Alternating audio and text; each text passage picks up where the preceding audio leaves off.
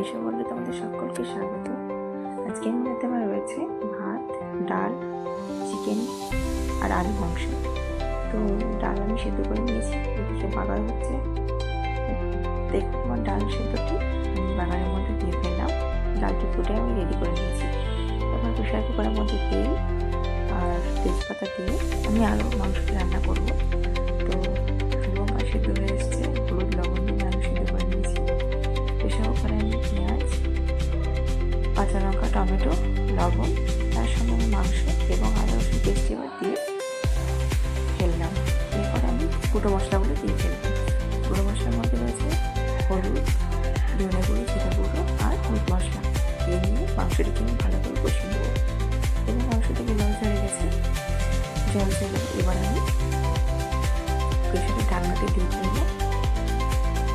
প্রেশারের ঢাকনাটি আমি এবারে 4 মিনিট মতো সিটি মারবো, কারণ প্রপারভাবে মাংসটা সেদ্ধ হয়ে যায়।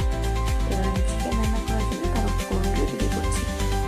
একটা এখানে পেস্ট বানাবো, তাই মিক্সি গ্রাইন্ডারের মধ্যে আমি গরম মশলা দিয়ে দিচ্ছি সমস্ত রকমের, আর তার সঙ্গে কাঁচা লঙ্কা অ্যাড করেছি। তো আপনারা এভাবে বাড়িতে বানাবেন, দেখবেন চিকেনটা খুব টেস্ট লাগবে। আর এখানে আমি কোনো রকম গোটা পেঁয়াজ আমি ইউজ করছি না। চিকেনটি রান্না করার জন্য আমি পেঁয়াজ কেটে নিয়েছি।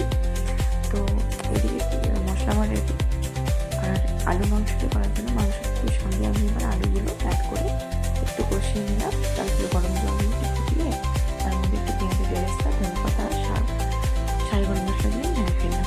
এদিকে চিকেনের জন্য কড়াইতে তেজপাতা, পেঁয়াজ বাটা, এলাচ, কাঁচা লঙ্কা দিয়ে মাংসটির মধ্যে অ্যাড করে বাটা মশলাটা দিয়ে ফেললাম, আদা রসুন দিয়ে।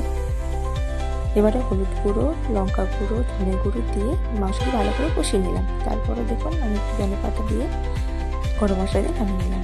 আমার রেসিপিগুলো ভালো লাগলে